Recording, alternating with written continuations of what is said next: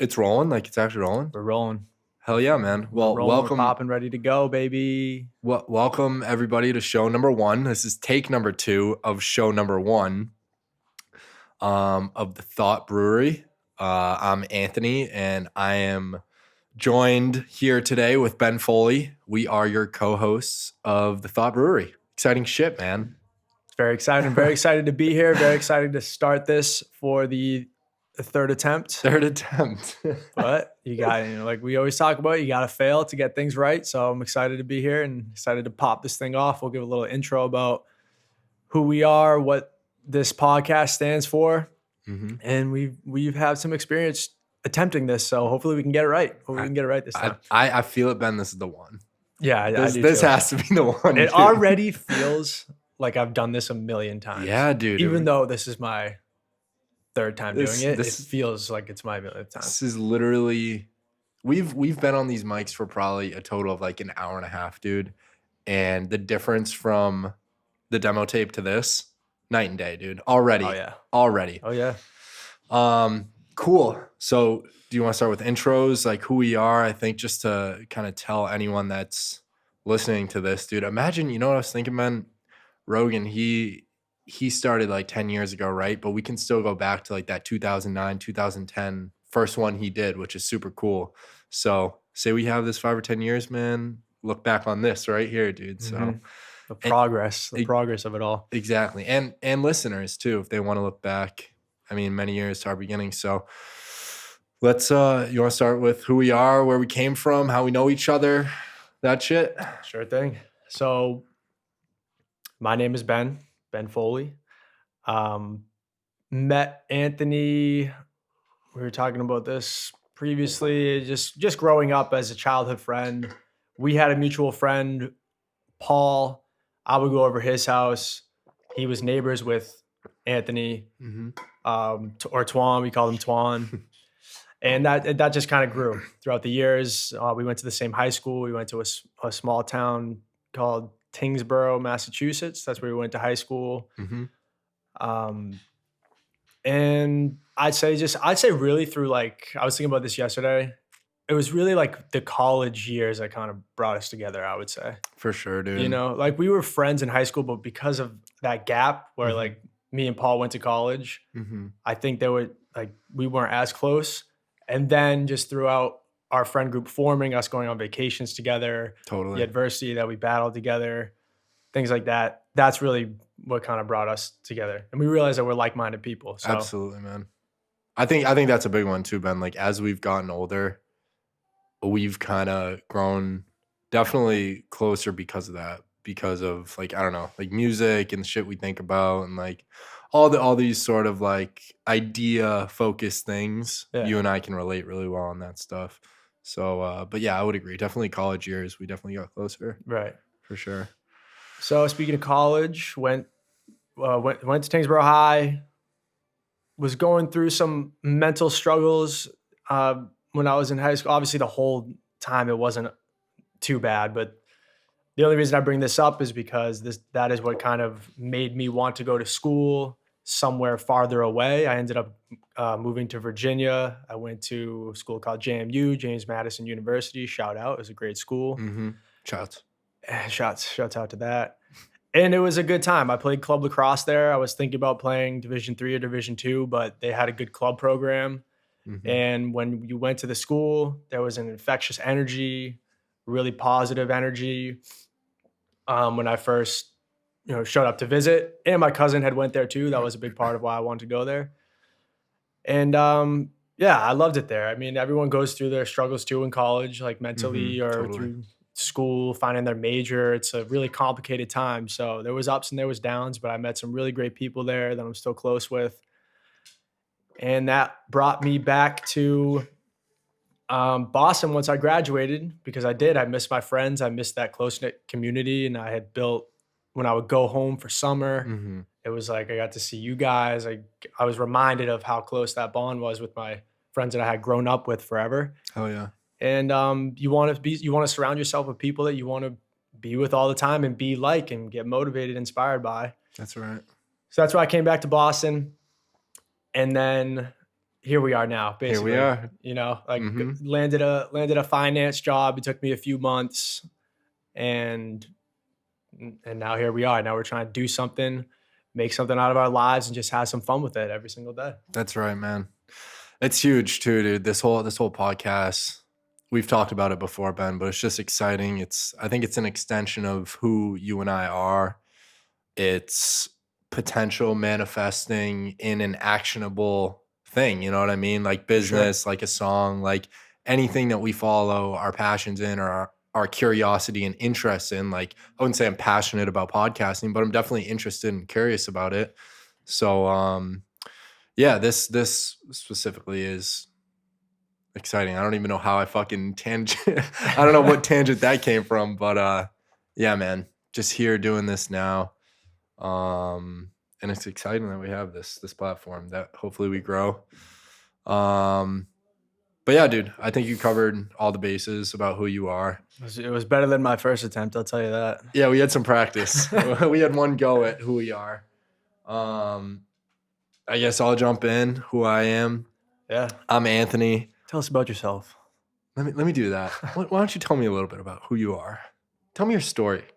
Okay, interview people. Insane. But yeah, I'm Anthony. I've been going by Twan, I guess. Twan's been my nickname since, I don't know, 3rd grade, 2nd grade. Grew up in Tingsboro my whole life. Been native to Massachusetts up until this day. Never really lived anywhere else. Elementary school, middle school, high school, all that stuff in Tingsboro. Small town, like Ben said. I think we have 10,000 people, 12,000 people in Tingsboro. Yeah, I don't even know, but it's small. Something tiny like that, dude. Wicked small. It was wicked exciting in high school because we only had like 500 people in our high school. So everybody that drank and partied and like played sports together, like everyone was real close. So I think the high school experience was amazing. You know, you hear a lot of people that may go to a bigger high school of like 2, 3, 4,000. Lowell High School, you know, they have like 4,000 people. It was probably a lot different of an experience than what we had and what we enjoyed in high school. And I think it was very enjoyable for everybody that was in the high school at that time period. So high school was a blast. Tingsboro was awesome. I stayed local, went to Stonehill College, played football there, right outside of Boston. I think it's like 25, 30 minutes outside of Boston. There was definitely a lot of growth, a lot of adversity playing football for sure that we're definitely going to explore sometime on this podcast, Ben. I've talked about it before, but it was a lot, dude. It was a lot to handle, balancing a social life, schools, academics, and football. It was my first experience of like a around the clock job, dude. Like practices, lifts, meetings, all this stuff, film, dude. It was crazy. So I played football at Stonehill College 4 years, did the whole 4 years, wanted to quit at points, dude, but never did it. That was one thing I would never let myself do is quit. So finished that, accepted a entry-level sales role at a software company right out of school. 2 weeks. I had 2 weeks, graduated, I think on the 19th, and then I started June 3rd. So quick turnaround, dude, from second semester senior year to a job. And I did that for a year. I took some time off because of COVID. I had like 3 or 4 months of just being unemployed, working on a business of my own. And then I recently started working at a startup,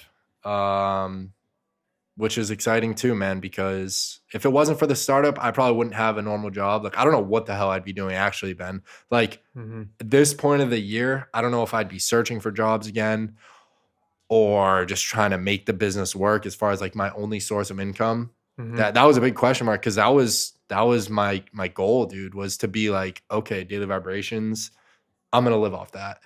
Right. Job. I'm not going through the interview process at all, but things worked out, and now I'm employed and running a business too. So that's where we are, and now Ben and I were sitting in our beautiful dining room at I don't think I'm going to give the address, but we live in Waltham, Mass. Yeah, now. please stay away from giving the address. Yeah, dude.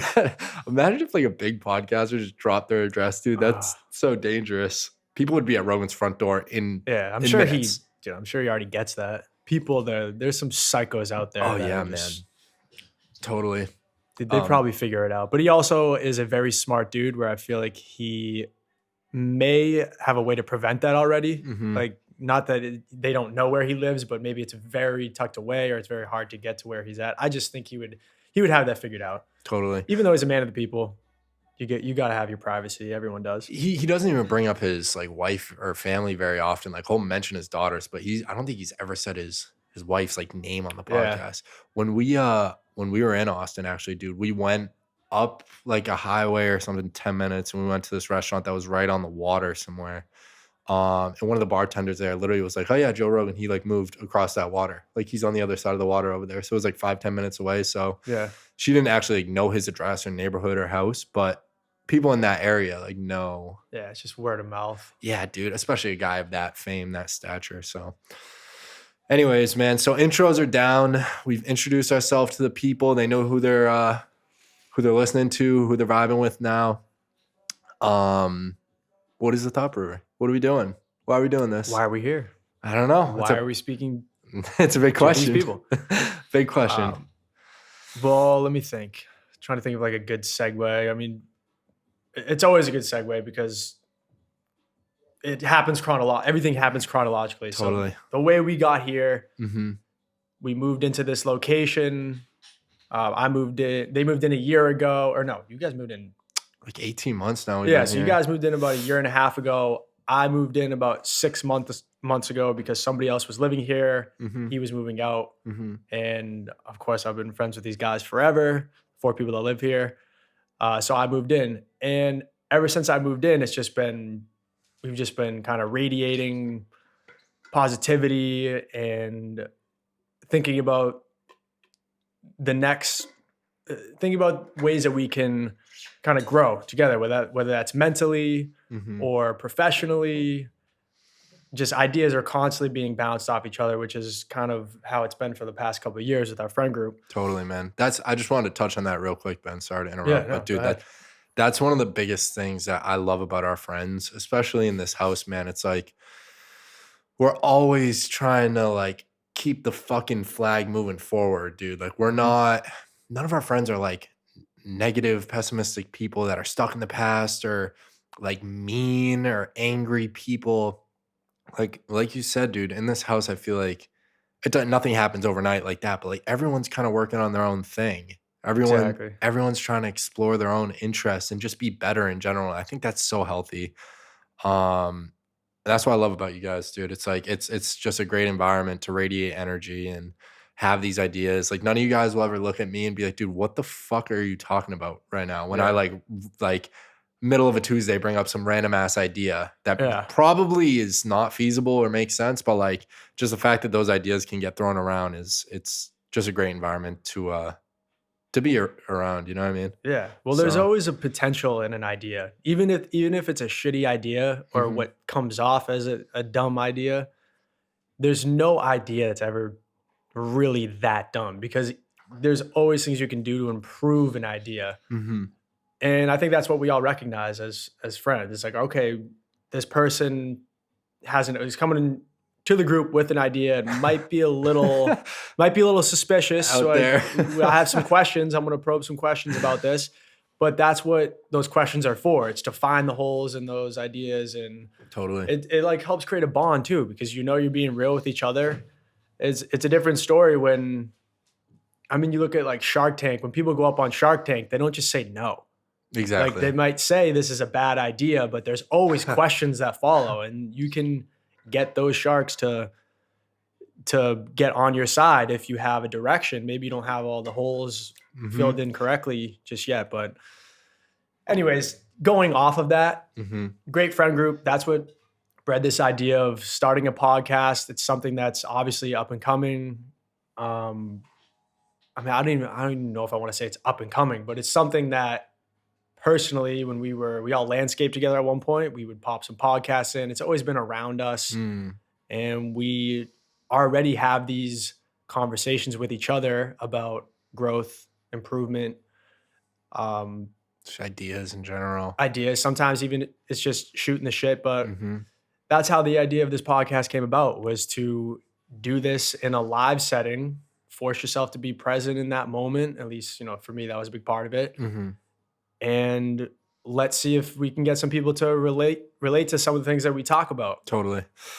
Yeah, I think that's a big one, Ben, is I think what we can offer to people and bring to the table is a nice, like a refreshing, unique perspective for some young 20-year-olds. I mean, I'm 23, Ben's 24. So, I think a lot of the time we're talking about ideas and personal development and self-improvement, just trying to be better and grow in a bunch of different ways. And it might be refreshing for people to hear us talk about that shit, So I think that's a big driving force behind the Thought Brewery itself.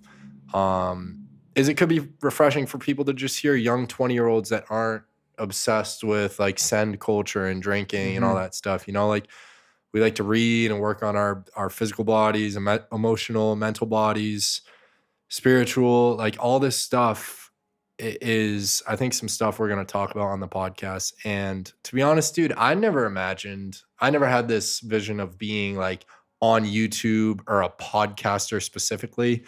I just think it's a beautiful format to have drawn out conversations that aren't just small talk in the kitchen or something, or like office talk, like where you're just talking to a coworker about whatever, it's like you get to sit down and for, I don't know, an hour, whatever we're going to do these for, we just get to talk to each other, Yeah, exactly. And, I think it's a great format to have a conversation in.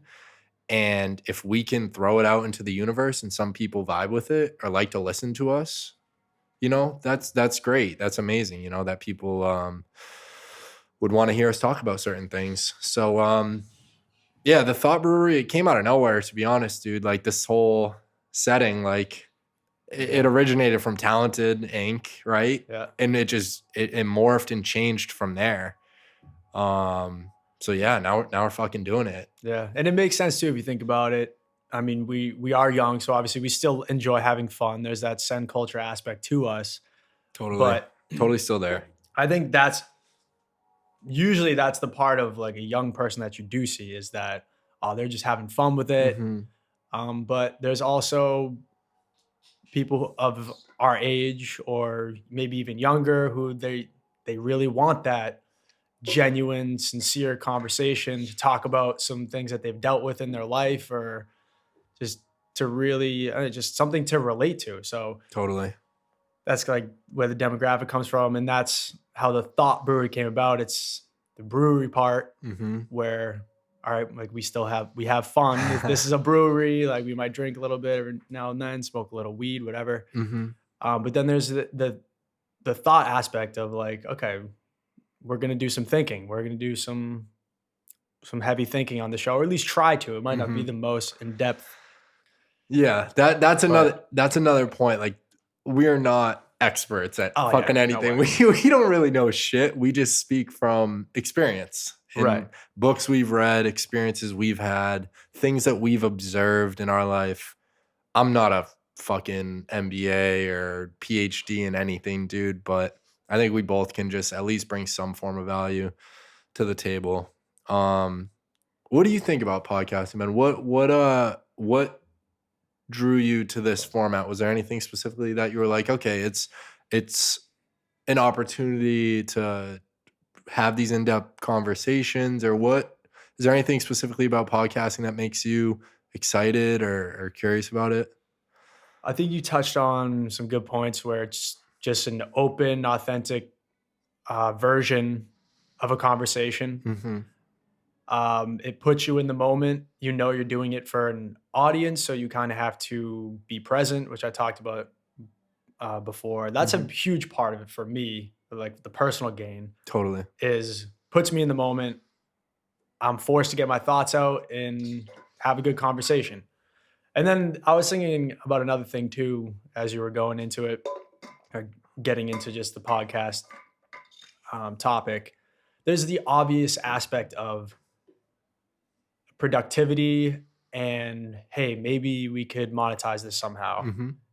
Like that's, if we already have these conversations and they make us feel good and we feel productive as we're doing them, well, that's a reason that you live your life is to figure out what you like to do, what you're good at, and what you can make money to do because you need money to survive. So Mm-hmm.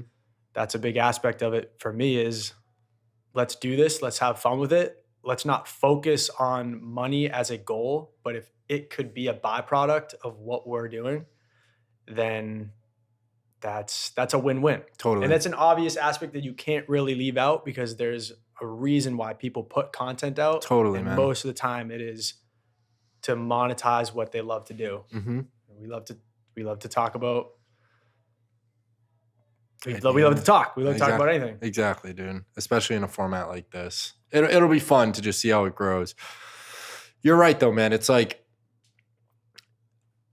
me personally, man, I've tried posting content before. I've tried Instagram, tried Twitter, tried growing these things, dude. But it's like the content game, like okay, I'm gonna schedule tweets or I'm gonna schedule Instagram posts. It's really difficult. It's like really difficult to have a consistent strategy on how you visually represent yourself on Instagram if that's one of your goals. Or it's really hard to curate your thoughts and grow a Twitter following, you know? So when we had this idea, dude, of like podcast, YouTube channel, it's another extension of posting content.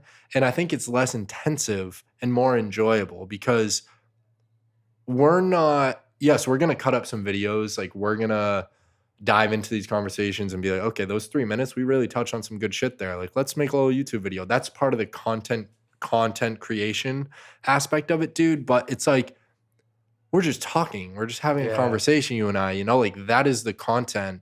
And, you know, monetizing a YouTube channel, like, sure, that's part of it, man. But like the creation of the content itself is just you and I having a conversation, which is fucking perfect, dude. Like, I think I don't know. It's a win-win all around trying to do something like this because one, we're friends. We get to have a conversation about whatever the fuck we want to talk about. You know, it's a safe place to have a conversation. There's relatively low stakes. Like if we fuck something up, who cares?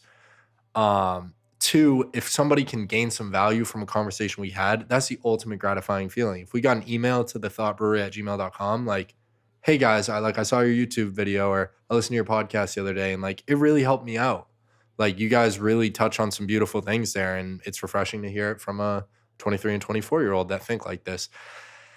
That's number two. And number three is, I don't know. So you said 1 and 2, because I could probably fill. Yeah. I'm thinking about it as well as you're kind of explaining. I'm trying to think of how to like break it up into, because we talked about personal gain. Yeah. You have what you get out of it personally, what you get out of it for the people that you're presenting the content to. So you kind of hit on both. I think it's just a great productive thing to do, man. It's like us doing this, right, Ben? It's not a job. It's a creative expression. It's us trying something new, which is awesome, dude. And God bless America, the fact that we can even attempt to do something. If this goes nowhere and we have 5 listeners in a year, we tried it. Cool. The fact that we even tried it, like it's awesome. I just think it's an all-around win-win, dude. And it's a win for everybody involved, you know? Yeah, absolutely. Because if we have 5 listeners at the end of a year, man, like who the fuck cares? Like we had conversations, we tried something, we learned from it, we move on. Like that's it, dude. I think this could be a good segue into the whole producer versus consumer conversation. Yeah. It's super important nowadays. Do you have any thoughts on producer versus consumer? Well, we talk about how the 1%, you have your 1% who actually produce things, and then you have your 99% who consume things. And it's important to it's not for everybody to be a producer. But if you feel like you can be a part of that 1%, it's a good opportunity to gain all of the good that comes out of just trying something and starting something. Totally. So yeah, it's an interesting concept though, just to think about how many people actually want to start to create anything, really. Anything, man. It's crazy, dude. I think no, it's just wild, dude. Like anyone can be a creator if they want.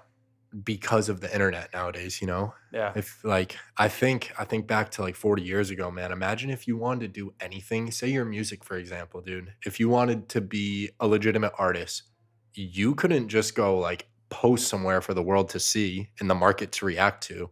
You have Mhm. to get an interview with a studio or a record label, whatever, dude, and start from the bottom and go up. But the thing about the internet is it literally democratized everything. Like we are technically being talk show hosts right now. Mhm. I technically am a toy seller. Like, dude, that would never ever happen 40 years ago, dude. Yeah. Like, it's just the land of opportunity right now, dude. And to be a creator in any form is beautiful, dude, because there's so much opportunity out there. Mhm. There really is. Yeah, and there's so much value that comes out of creating things too, because you're putting yourself out there, you're putting your work out there, Hmm. and a big part of it is the failure and the bounce back. And when you are stuck as a consumer, you get stuck in this mindset of, wow, people are so good at creating these things that I enjoy so much, but I just feel like there's little value that comes out of being only a consumer. There is Hmm. definitely value in appreciating what somebody else does, Totally. and value in recognizing that you might not be able to create certain things that other people can, but there's so much value in creation. and Hmm. and I think it's a scary thing. I think that's why, I mean, just like anything in life, that's why you have your 1% of people who make the NFL. Hmm. It's a very risky thing, a very risky endeavor. Most parents don't say, "Hey, I want you to grow up and be a football player," because they Hmm. know it's very risky and things can go wrong. There's injuries, there's a lot that goes wrong with it. Hmm. And same thing with being a content creator, or being just a creator, not even just content, but Yep. creating something where it's on, whether it's entrepreneurial, whether it's artistic. There is definitely risk associated with that, but there's also so much failure and so much to learn from it. Hmm. That's why it's just exciting to be, even just talking right now. It gets me motivated and Fires it you up, excites me. dude. It fires me up, makes me want to wake up in the morning. And at the end of the day, that is the purpose of life. That's what you're looking for. Totally, man. It's I think the risk of failure is what holds a lot of people back that may want something but never try. Mhm. Because if you want to start a business and you dump 10 grand into something and it doesn't work out, shit, you're out of 10 grand. But if you can flip that and look at that, like, oh shit, I spent 10 grand, but I learned how to account. I learned the legal process of setting up a business. I learned a little bit about advertising. And you take all those things from your failure and you move on and apply those, you have a better chance of succeeding rather than never trying. You know what I Mhm. mean? Exactly. So it's learning in the process, dude. Learning in the process of trying something, dude. It's so important just to try things, man. That's why typically you just try a new job or whatever. But if you want to express yourself on the side, or you're innately talented at something, it's almost a sin not to try, dude. Like if you just let your mind get in the way and you're anxious or you're nervous or you're scared to try something, but you're an amazing writer and you never write a book or you never write a short story, it's like it's almost selfish that you don't provide your skill to the world, you know, because you Mhm. can not only just help people, but make money doing it. You know what I Mhm. mean, man? It's Bronx Tale right there. Exactly, dude. Saddest thing in life. Wasted talent, baby. It's me and my fucking basketball career, dude. Every single Yeah. time I think about wasted talent, I think right to basketball, man. Yeah. But that situation was fear getting in my head and just deterring me from doing something that I could have grown, learned, and really enjoyed. Yeah. And for people who are looking for some context here, person sitting across from me is 6'4", 220, 225, I'm like 210 nowadays. 210. Well, at one point in his I was career, he's probably two- 6'4", 230, yeah, dude, I was pushing 230, man. That was wild. which is why he played football in college, obviously, and he just works hard and is talented. But imagine being 6'4" in high school. You go to a small high school where you are blessed to even be remotely that It's tall. such a joke, dude. It's such a joke, Um, Ben. but it's like you said, it's the fear of, I'm not good at this yet, and I Hmm. want to be good. And I thought of immediately what we talked about the other day. where I'm pretty much the same way. If I'm not good at something, or even if I am good at something and I'm receiving positive feedback through it, like something like music, I've always received pretty positive feedback through just my voice and the creation of music, but I want it to be perfect. That's interesting, man. I've always wanted it to be perfect, and that's what I want to do when I produce anything artistic or even something like this. But it's that willingness to just say nothing's ever going to be perfect. You can't be a perfectionist in life because there's so much more value that comes out of failure. And that's why I'm here now doing this, because it's just taking a risk, taking a step, and you notice a level of comfort, a complete level of it's just a different level of comfort when you're able to take that risk, and you don't really care what the consequences are. That's such a interesting point, Ben. It's like we were talking about earlier, dude. I guess it kind of comes full circle. There's no way to lose in this situation. There's no way to lose if you try. You know what I mean, man? No chance. Like, we spent what, $200-300 so far. Like, if we don't have a single listener or never make a cent from this, who cares? Like, it's $300. I wanted to touch on something you said though, Ben, about the feedback that you've gotten from your musical talent, dude. That's really interesting. I've never really, I've read about it before, like understanding and being aware of where you're innately talented. But it's unique to hear you say that, dude, because I think about myself and I'm like, I don't really know what specifically I've received good feedback from in my life. You know, like, I like to think I've had a good ear for music. Like, I've been listening to music since I was like 7 or 8. Got Curtain Call, Eminem's album, dude. That was what the first CD I ever got. Explicit CDs back in the day. Oh my God, dude. Playing that thing on a damn stereo, man. Like, literally put the CD in, run that shit. The Walkman? I had a Walkman. I did have a Walkman. Those were the shit. Oh, geez, dude. It's fucking crazy how far music has came, dude. Now we can literally play music, any song, anywhere, at any time. It's fucking insane. Anyways, keep going. Yeah, I don't know, man. It's cool, the awareness of the good feedback, you know, like, let's take sales, for example. If someone sucks at sales, like, they're going to get that feedback immediately that they haven't closed a single deal or set up a single meeting, you know? So that's just the idea of awareness is super important, I think, for anyone that's talented at something. Like, if you're not uniquely talented at sales, but you can write really cool poems, I think it's important for that talented person to really, really triple down on writing poems. And if they're not in love with sales and they're miserable doing it, like, cut it off. And that goes for anything, not just sales and poems, but like, if you're talented at something, I think it's really important to be aware, recognize that, and triple down on that talent. And I think Gary Vee talks a lot about that exact thing. Like, go, like, quadruple down on your strengths, like, fuck the weaknesses. I think it's good to be well-rounded, but it's really cool when you can be aware of what you're good at. You know what I mean?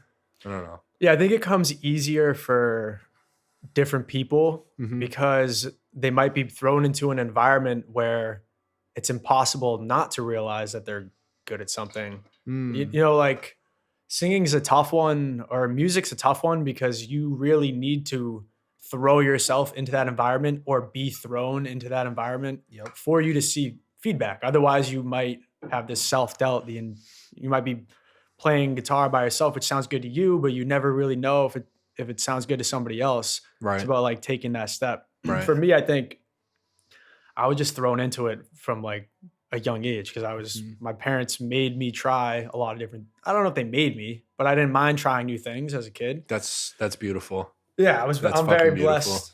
I'm very blessed to have like parents that would just say, well, go try it. Or, like, this is something you want to do. Like, my dad would he'd let me try boxing when I was younger. He let me. Oh yeah, your boxing career. Yeah, my 3-week boxing career, which I want to, dude, it's such a good workout. I want to look at a gym and see if there's any, like, hybrid lifting boxing gym, because the cardio boxing, even if I don't end up sparring or taking it too seriously, it's just a phenomenal workout. Dude, 50 Cent, he starts his book talking about boxing, dude, and how he was a chubby, like, he was a legit chubby 11 or 12-year-old, and as soon as he picked up boxing and had like a really good trainer, like a lot of shit changed for him because like he was getting punched in the mouth and his trainer was encouraging him like, hey, fuck that, like you get up, you defend yourself, like you look fear in the face, like because he was big as shit when he was 12 and he was boxing like 17-year-olds. That's a Yeah. huge fucking difference, dude. Oh, But yeah, because he definitely. was big, his trainer would tell him like look fear in the face and like fucking battle it. Obviously, I don't think he said look fear in the face, but like you get what I'm saying, right? Mhm. You know Yeah, what I yeah, mean? yeah. But yeah, boxing, I can imagine, dude. It's got to be tough to get punched in the fucking head, dude, and just keep going. Mhm. And that can be a microcosm for life. You know what I mean? That could teach you a lot. So I would be interested one day learning, dude. That'd be fucking cool as shit. But keep going, Ben, about your parents encouraging you because I think that's super super valuable. Yeah, so I forget how it happened. I was in 3rd grade and the, uh the school was having like putting on a play, and I mean, I feel like that's where you get when you're in school, that's where um Yeah, you y acted a little too, didn't you, man? yeah, but I don't even know if I was as interested in the acting. Maybe I was. All I know is that I had seen The Wizard of Oz, Mm-hmm. and that was something that was getting put on on the school play. So my parents obviously knew I liked the movie. Mm-hmm. Like, hey, you should go for this part. And I ended up going for the Scarecrow because I wanted to be like the funny guy. Because I don't know, I always wanted to be like the class clown Mm-hmm. growing up in elementary school. I feel like a lot of people wanted that title. Yeah, Like being funny is that was it's an easy way to receive feedback and realize that people like you, which we talked about before too. that was clout in like elementary school, dude. Like the funny Yeah. person was like the popular person. Like, oh, that like he's cracking jokes, and everyone when we're young, like that was all that mattered was cracking jokes and shit. Yeah. Yeah. So I wanted to go for that part, Mm-hmm. and I did my audition. I went in there. I was so nervous because you're just in front of the entire other casting group, and you just stand up in front of like 3 judges or whatever, and you just start singing. You just like do your part, start singing. So Wow. dude, I was wicked nervous, but like I just remember the feedback that I got immediately after, like that was really good, blah blah blah, and like I felt like they might have said that to everyone. So I'm like, God, whatever. And I was super bummed because I knew how nervous I was. I didn't think I was gonna get any part. Mm-hmm. But then I got a call. I think it was like that night or maybe a few nights later about how they wanted me to do the Tin Man instead of the Scarecrow. And I told my parents, no, I only want the Scarecrow. So I hung up the phone on The Tin Man. I hung up the phone on, I think it was Miss Landry was her name. I hung up the phone on her, and my mom called her back and was like, you are going to be the Tin Man. And so that was like how it all got started. But it's just building up through over the years where you're like, you like recognize feedback as you get Mm-hmm. more, as you get older, you recognize social cues more. And I remember like being in plays in middle school, and like it was always the singing aspect where like I would receive that positive feedback. And Mm-hmm. then I stopped because I was in high school, started doing sports, and kind of a regret because it's a really valuable skill to be able to present and get up in front of people and not really care about what other people think about you. Totally, dude. Totally. Um, so you kind of like I lost that feedback almost. Mm-hmm. And now I start to realize it's less about the feedback and more about what's good for you, like what's in it for you. Mm. But you gotta see both sides of the spectrum. If you're a terrible singer, it's gonna be a lot maybe harder for you to break through in that industry or do well, be successful, monetize, however you want to value your success. Mm-hmm. It's gonna be harder. But Totally. that is a long tangent. That is by no means my only identity. No, dude, that's good. I think that's a lot of good stuff is packed in there. Seriously, man. Um, and I think a good piece about the feedback part of it, dude, is nowadays because of the internet, the feedback that you receive is directly from the market, right? So if we drop this podcast as a self-development, entrepreneurship podcast, whatever, like talking about growth and all this stuff, we're going to know in a year if we suck at podcasting, if people kind of like it, if people really like it, or if we're excellent at this, you know? Mm-hmm. We kind of touched on this already, dude, but it's like with the internet nowadays, you can try anything. If you want to be a comedian, like you can start an Instagram page and just start cracking jokes and throwing it out there. And if you're great at it, in 6 months, you'll have some like a couple thousand followers or whatever, you know? Mm-hmm. But yeah, man, it's just the fact that you can try anything nowadays and be able to pursue any unique interest that you may have. Dude, if you like collecting shark toys and you think you're the best shark toy collector, I'm sure there's an audience for that out there. Start a podcast and fucking start talking about toys. So you know what I mean, dude? Mm-hmm. You can do anything. So it's exciting, dude. I think it's super exciting that the opportunity is there for the people that want to follow their interests and their natural curiosities. So, but you felt like, because when we first started the conversation, you feel like you've never received somewhat of like positive feedback from people, or I just had never really looked at it in that light. Like when I was younger, I can reflect on my childhood and recognize the things that I was pretty good at. But mm-hmm. I've read about it before, man, and I've like briefly given it piece of my mind. Like when I look at my younger days, dude, like I think about Guild Wars and video games, and like I can recognize in those games that, oh yeah, I do kind of like to compete a little bit. I like to win. I like to be good at things.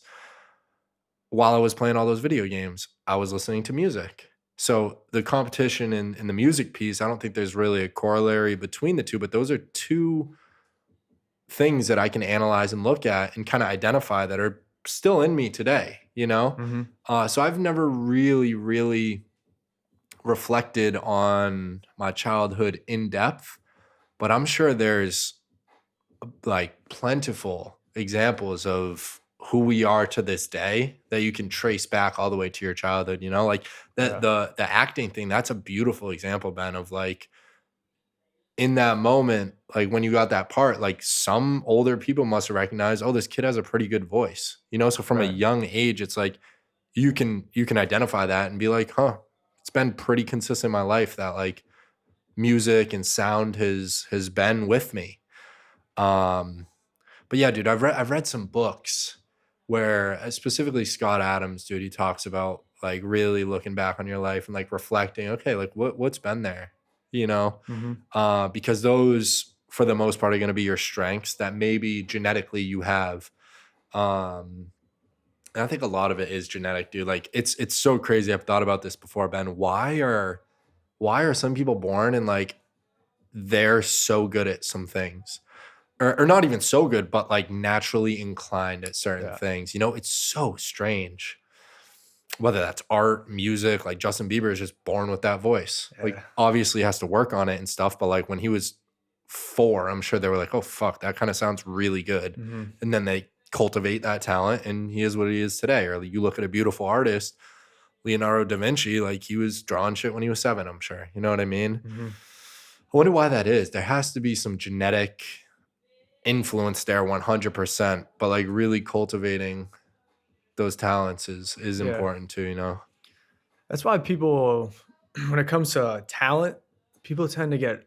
I say people. I don't really know what the numbers are. Obviously, like we said, we're not experts on things. But Nothing really. when it comes to like a good singing voice, people always tend to say like it's a gift, like it's something that was given. Like that was your purpose here on life. That's where like the spiritual aspect comes in. And I do think about that, like whether because it's not, in my opinion, not too far fetched to say that we were created by something. Obviously, we got here. You can still believe in evolution and then believe that we were created, and then evolution just made us further progress. But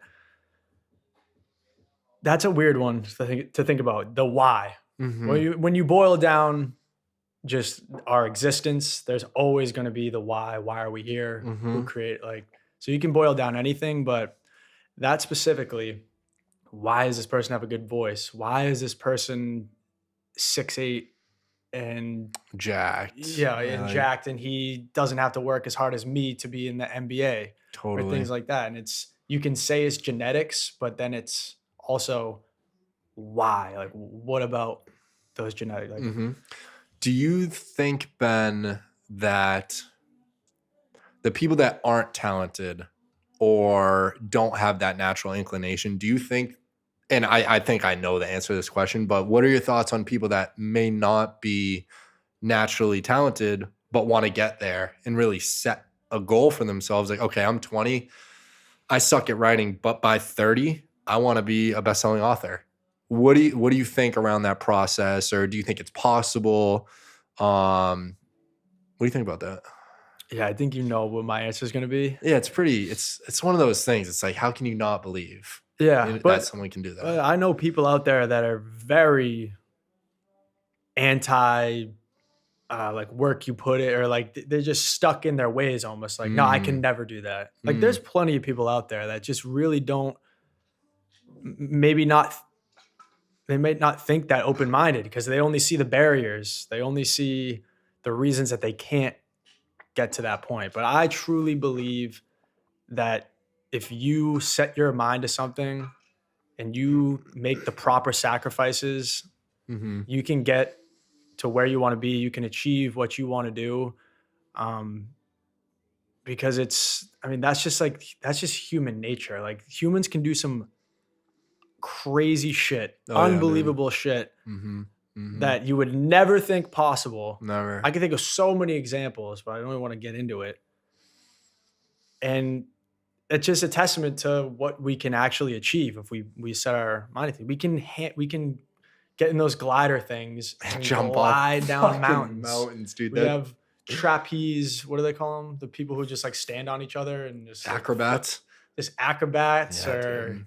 And not fuck any of that shit up. Obviously, some people have probably died jumping off the mountains, but dude, the fact that humans can even do that shit, man, or like Elon Musk can fucking create rockets that shoot up into space, do a mission, and come back to Earth and land yeah, reusably, dude. Like 100%, Ben. Like anything within reason. sure, sure. Like with There's going to be some obvious limitations for some individuals, and that yes. you have to recognize. But I'd say majority of things you can. Well, I'll put it this way: if there is something that you know you physically can't do, or Mm-hmm. there's like such a big barrier, maybe you have like a brain condition, something Mm-hmm. like that, there's always something you can do. So whether it's that one thing that you wanted to do so bad, but you know you can't do it, think of something similar. And I'm sure you could find a way, or even a Mm-hmm. modified version of what you really wanted to do or who you wanted to become. And you can still tap into that. You aim for something at the very least, dude. You can aim for something better always. Like if I said I want to make $10 trillion, not gonna happen, dude. $10 trillion is like the wealth of like entire countries. Right. Something like that is literally not gonna happen. That might not even be the best example at all, dude. But Well, I mean, it's an unattainable. It could still be your goal, but it might be very unattainable. exactly.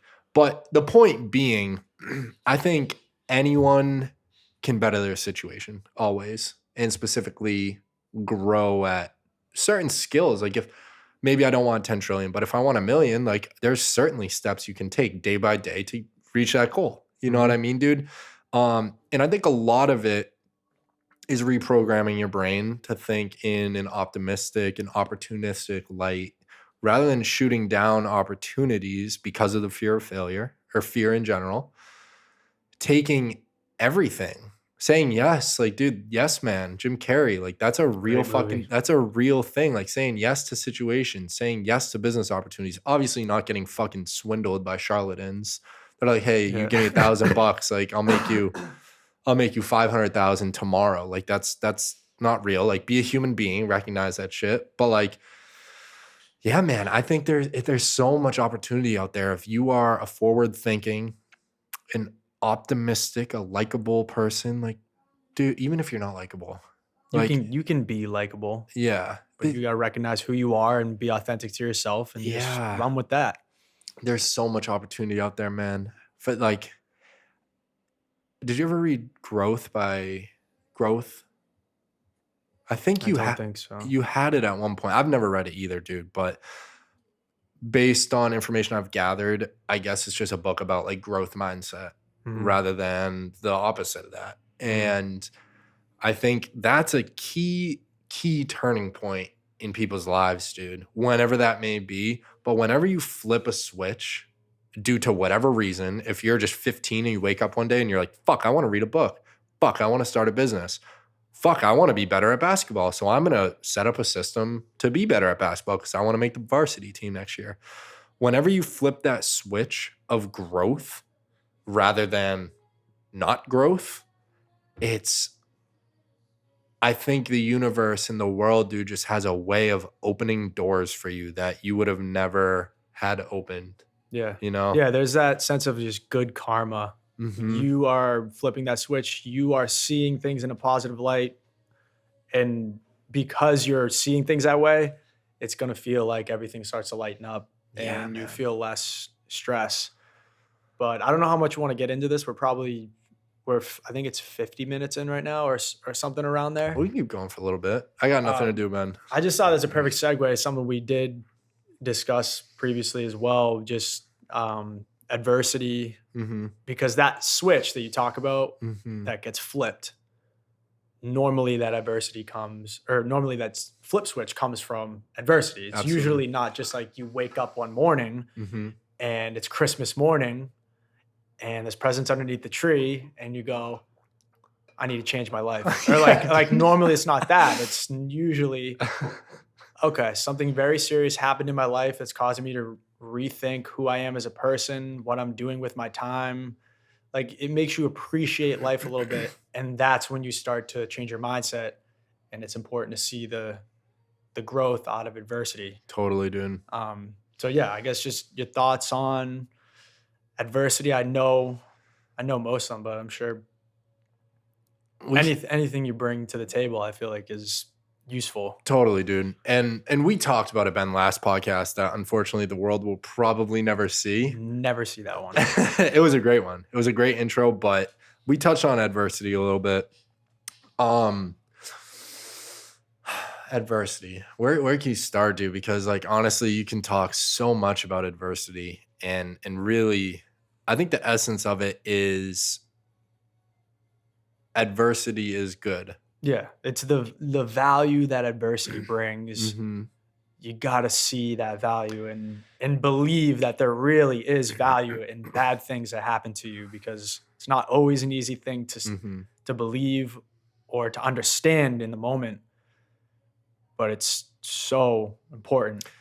100%, Ben. I think in the moment, dude, it may feel despairing or hopeless, but you look back on a shitty situation a year, 2 years, 5 years, 10 years later, you can shift the filter on it and be like, oh yeah, I was miserable during XYZ situation, but what did that teach me about myself? What was the value that I grabbed from that adversity?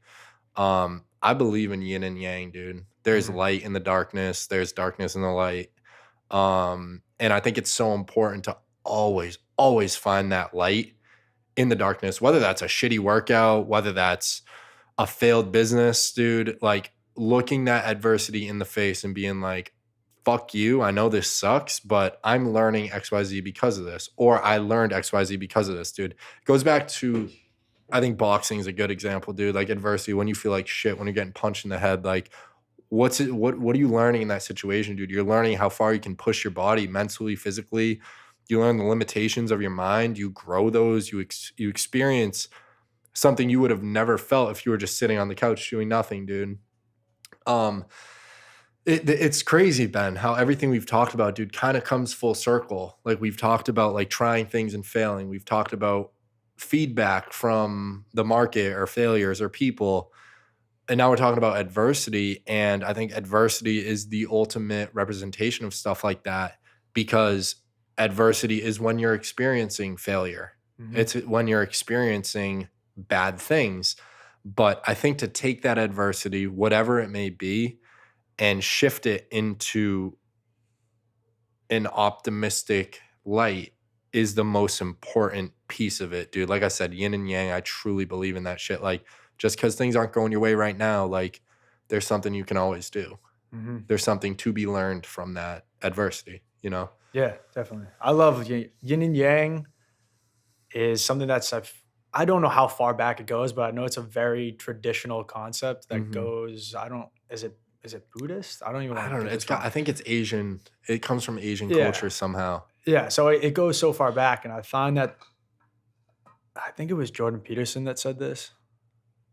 I probably got this idea from somewhere, but maybe it was Naval. Naval definitely talks about it. He talks about the books that he likes to read are the ones that he finds the most value in are the ones that have withstood time. The Mm-hmm. ones where you can go far, as far back a few hundred years ago, and that's when this concept was created, and it's still talked about because it's proven to withstand throughout time. So yin yang is one of those things you want to kind of ride that line of in the Mm-hmm. middle, Totally. and yeah, it's a good representation of adversity on one side, optimistic light on another side. Absolutely, man. I think about football a lot, dude. That was a big, big adversity in my life, dude, where in the moment, man, I was thinking to myself every day, why the fuck am I doing this right now? Why the fuck am I doing this? Dude, like I would count the days that spring ball was over. Yeah, it's I, crazy. I I would come home, we would landscape or we would work for the bus company, and I'd be like, fuck, I got 2.5 months left before I gotta leave my buddies and go back to fucking camp. Because, dude, those 9 months for those 4 years, man, they were the toughest mentally, physically. Like, dude, not only was it a grind to get up at 5:30 in the morning to go lift on a Wednesday before my 8 a.m. class, before practice in the afternoon, it was physically Mhm. difficult, man. Like, I was clapping my head every day, dude. Every single fucking day that I wasn't hurt. Granted, I did get hurt a couple times, which sucked, but I think it was like mentally relieving, to be honest. Like when I couldn't practice, I would be like weight off my shoulders. Granted, I'm not like playing or anything, but like it gave me a breather for a little bit. Yeah. Yeah, you Um, need that. I think of, like, Dennis Rodman when I think of that. Whew, shit, man. Yeah, it's mentally and physically almost overbearing, dude. Like if especially if you don't love it. Like some kids have the complete opposite filter on football, like specifically the grind of football. They loved every minute of it. They were grateful for it. In the moment, dude, I couldn't bring myself to do that because I was resentful of the grind. And I think a key piece of what I learned from it, dude, is the fact that I do want to follow things that I love in life, dude. Like I do want to follow my curiosities and things that interest me, and I want to do it on my own terms. Like I would wake up to text messages from coach like, "Hey, practice at this time," or "Hey, you have study hall at this time," or "Hey, film is this time," and I would be like, "Fuck, man! Like I really cannot just say no unless I quit." But I was never gonna quit. Um, but I took such amazing pieces of that miserable 4 year experience and have applied them in my life to better myself because of like if I could go back, I would never change it. I would never change it, man. Yeah, I wouldn't think you would, just based on the way you talk about it, even though you do say you hate it or you Yeah. hated parts of it. Yes. Like you said, it's that adversity that really sticks with you, the Absolutely, lessons man. you learn. Totally. Um, yeah, dude, that's just a big one in my life that I've like recognized. Obviously, there's shit going on in everyone's life during college, but that's one that and it's still fresh. Like a year or 2 years out of college, it's still like I can look back on that and be like, fuck, I was not a happy person, Mhm. but I learned a fuckload. Um, is there any adversity you have recognized or learned from specifically? Obviously, I know you touched on the college piece, like in high school, you want to get the fuck out of here and like try Mhm. something new, but like anything else? Yeah, well, But hold on, Ben. Without like us getting into the weeds of like crazy, like you and I could obviously talk about deep shit right now. Yeah. And I'm sure we will one day on this cast. But like you don't have to like get into crazy like detail, you know what I mean? Like crazy shit. Yeah, I mean, that was definitely adversity happens in what I think people need to understand too, or people probably already do understand, is that adversity comes in all different shapes, sizes, So forms. Like true. it's not just one event. There's catastrophic events that happen that you can classify as adversity, Mm-hmm. but some person might have this really deep mental block or this mental state that's getting in their way that they see as adversity that another person wouldn't understand because they're just like, I've never experienced that. How am I supposed to empathize with this person when I've never had a single thought similar to this or a feeling similar to this? So Mm, I think that was part of my case was my adversity has always been more mental. mhm, So I won't get into like specifically what it is. Obviously, we might talk about it at some point, mhm. but I think it is also important just on the lines of adversity um, to realize that it's not the adversity isn't the like end of the line. It's No not, way. No way, dude. it's not, it's going to feel like a setback, but it's not the end of the line. I want to say something else too. I just can't fucking, I'm having a little brain fart right now. I did wanna say though, Ben, without even getting into detail, you mentioned, like, mental state, dude, and, like, how there could be adversity facing your mental state, and 100% of people can say that, dude.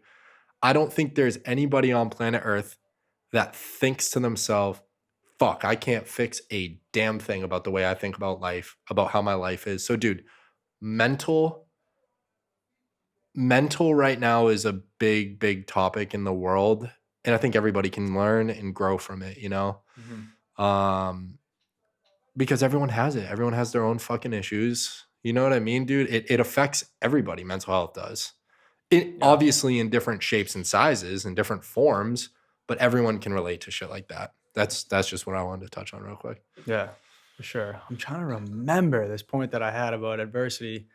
You know, when you're listening to some like you were speaking right there, and We talked about this. I'm Mhm, listening to you.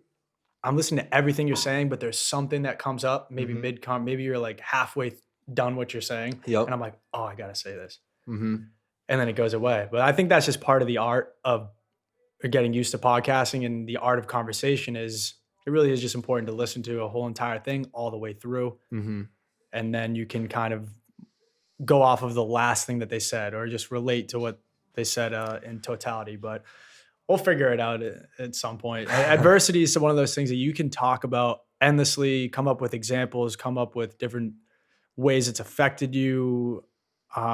It's an endless hole It of a is, dude. conversation, but I don't really have too much more to say about it, to be honest. I think yeah, last thing I wanted to say, dude, is I think there's levels in life, right? As you grow older, generally, people take steps up in life. Like you get a new car, you get a new house, like you get a new job, you start a business, you create some great music. And adversity is always there on each one of those levels, dude. You know what I mean? Like Hmm. what's a problem to me today will most likely not be a problem for me 10 years from now, but I'll have a new set of problems.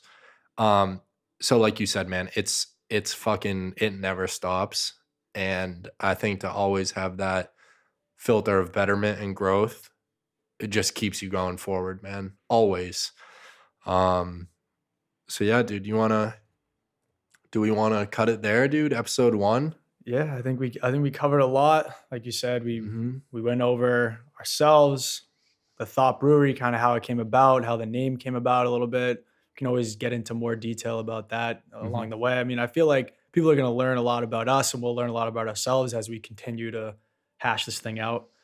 Totally, man. And then we touched on, we gave a good taste of what this is going to be all about, Yeah, dude, we what we got it. talk about. We got into it a little bit, Ben. That was great. Yeah, it feels good. Feels really good. I think that was a solid. I mean, after doing the demo tapes and then episode one, which unfortunately we didn't capture, and then to this, I just think, dude, you get into a state where, and not to keep this fucking episode going, We'll but just keep it running. It's going to be another hour. So yeah, just get dude. ready. Honestly, we probably could, man. Like, Yeah, we I can could. I can imagine Rogan when he's talking to someone interesting and he's on hour like 3, and he's like, "Fuck, I could keep going for 2 Yeah, more." but they gotta get out of there. It's like Yeah, their second hour, and like it's I Matthew McConaughey. I gotta get out of here, man. I'm sure they schedule like, "Okay, man, I got an hour and a half for this one. Like, book me for an hour and a half, book me for 2 hours. That's all I got." But I just wanted to say, dude, you can easily get into flow in a conversation, dude, where you just like your mind is going and you're having ideas and you want to just keep following the rabbit hole of certain topics, dude. It's really cool because you get into it. Obviously, like you reach that state at some point. But I think we talked about a lot. I think we gave the audience or whoever may be listening to this in the world a good taste of what we're all about. And I think this is a good way to cap episode 1 off. Yeah. All right, let's do it. All right. See you, people. Peace.